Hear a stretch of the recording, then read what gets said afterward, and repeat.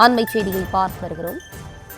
100 கோடி ரூபாய் மான நஷ்ட ஈடு கேட்டு கிரிக்கெட் வீரர் தோனி தொடர்ந்த வழக்கில் தோனி தொடுத்த வழக்கை ரத்து செய்ய மறுப்பு தெரிவிக்கப்பட்டிருக்கிறது. கூடுதல் விவரங்களோடு இணைகிறார் நம்முடைய செய்தியாளர் மதியழகன்.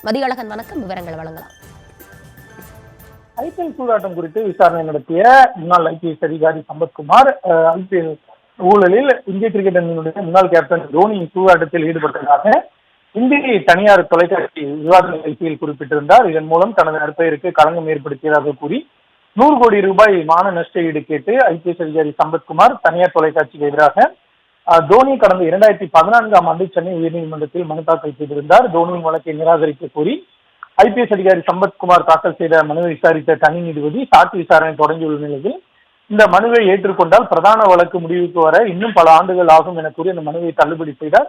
இந்த உத்தரவை எதிர்த்து சம்பத்குமார் தாக்கல் செய்த மேல்முறையீட்டு வழக்கை விசாரித்த நீதிபதிகள் எஸ். எம். சுப்பிரமணியம் மற்றும் எம். ஜோதிராமன் அமர்வு இந்த வழக்கில் இன்றைய தினம் தீர்ப்பளித்திருக்கிறது. அதில் ஐபிஎஸ் அதிகாரி சம்பத்குமாரினுடைய இந்த மேல்முறையீட்டு மனுவை தள்ளுபடி செய்து இரு நீதிபதிகள் அமர்வு உத்தரவிட்டிருக்கிறது.